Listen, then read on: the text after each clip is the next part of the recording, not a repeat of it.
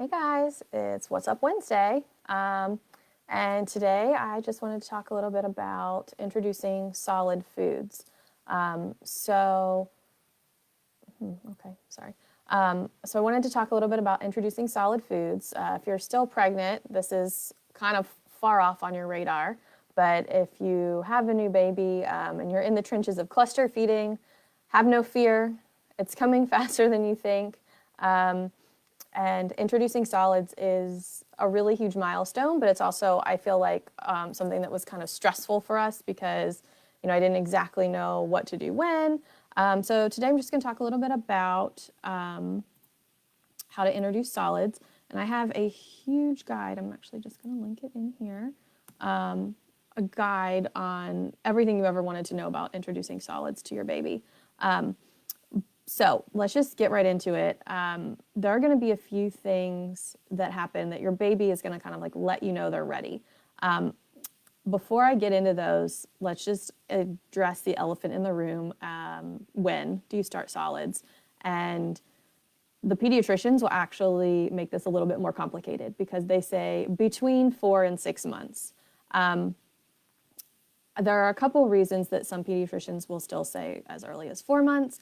I'm here to just tell you what the American Academy of Pediatrics says, and that is that breast milk or formula should be the exclusive food for babies up until 6 months of age. So that means that you should not be introducing solids at 3 months or 4 months. It should be breast milk or formula, and that around 6 months of age, you can start introducing complementary foods.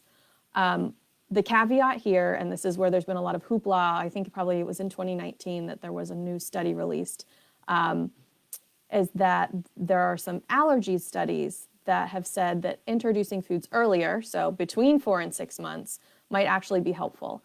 And so I just want to let you know, it's linked in the post, but the studies done there really point to high-risk infants. So infants that are at high risk for other allergies, who have family history of like peanut allergies or something else.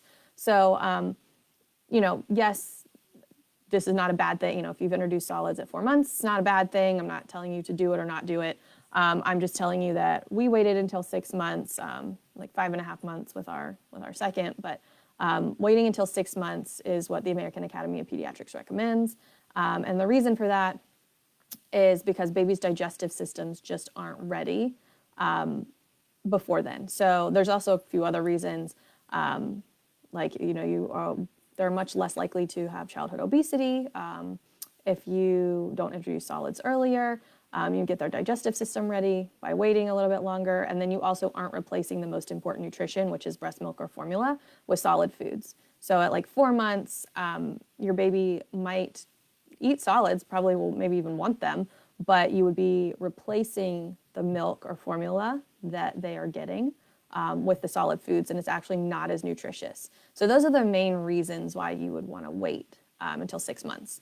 But that being said, how do you know when your baby's ready? So around 6 months of age, you will have some other cues that happen. And this is your baby being interested. So they're going to start trying to snatch food right off your plate or out of your hand, or showing more interest at meal times. So if they're showing interest in solid foods, that's one of the key factors to know that they're ready to start. They also need to be able to hold their head up unassisted. So this is really more for that if you're starting earlier, holding your head up unassisted, might not happen at 3 months. But if you're doing something like baby-led weaning, which is when you don't introduce purees, you just allow the baby to eat themselves, they actually say that it's not hold your head up unassisted. The baby needs to be able to sit unassisted, so fully sit up for 1 minute without support. So that's a major cue for readiness. So whether or not they're interested, but then also that they can sit up and hold their head up unassisted. And that's really important for choking, to prevent choking. And then that your baby can physically swallow the food. So there's this thing called an extrusion reflex, and it prevents babies from choking. And it's also called a tongue thrust reflex. Basically just means that your baby will push everything out of its mouth the first few months of life.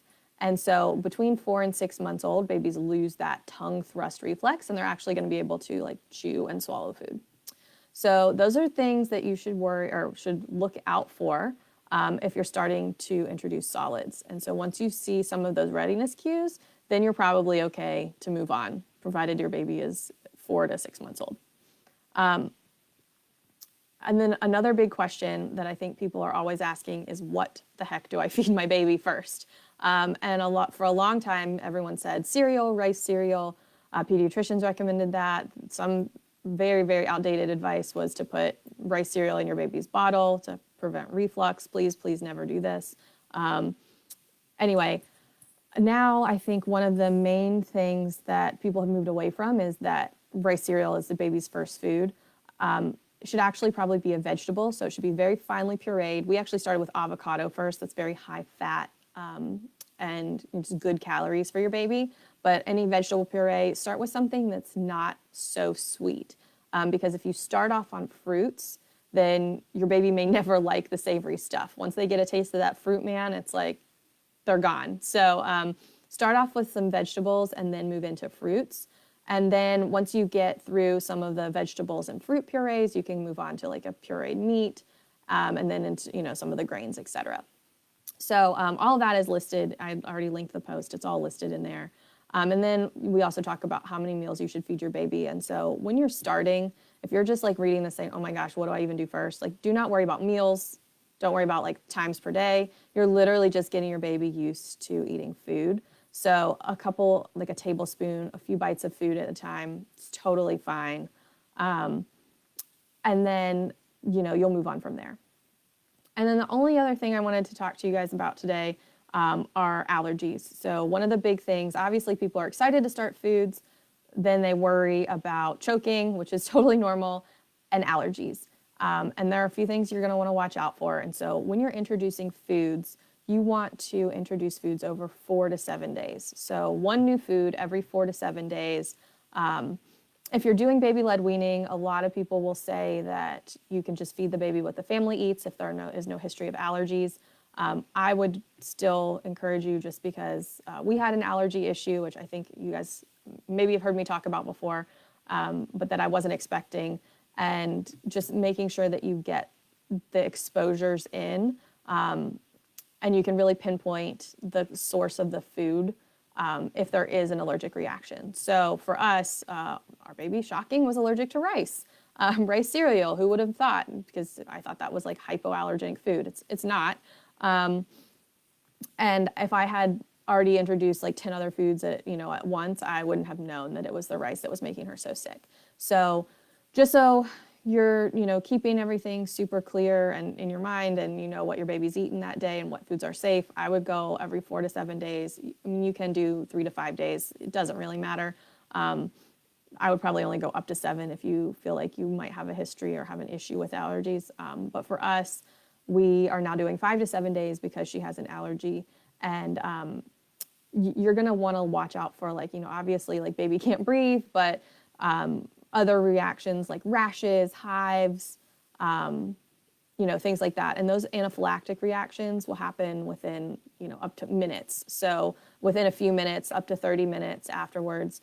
I wouldn't feed your baby new foods at dinner. I know it's really hard if you're working outside the home, but trying to feed your baby new foods during the day, or when you at least have a couple of hours before bedtime, will be key. So start, daytime. Ideally, if there's another adult at home, especially if it's an allergenic food like peanut the first time. And if you make it through those first couple hours with an anaphylactic reaction, you're probably fine. For us, the allergy was the gastrointestinal reaction. So she profusely started vomiting after ingestion of rice, and that's about 3 hours later. So you are going to want to watch for up to those 3 days. So you're going to want to watch for reactions as you're introducing a new food. And it might not happen the first time you introduce the food. So that's why it's up to 4 to 7 days or 4 to 7 times that you introduce the food, because the first time that they get the food, they might not have a reaction. It could be actually on the 3rd or 4th time. So those are the things you're going to want to watch out for. And if you have any other questions, let me know, and I'm happy to answer them. And I hope this is helpful. All right, guys, have a great Wednesday.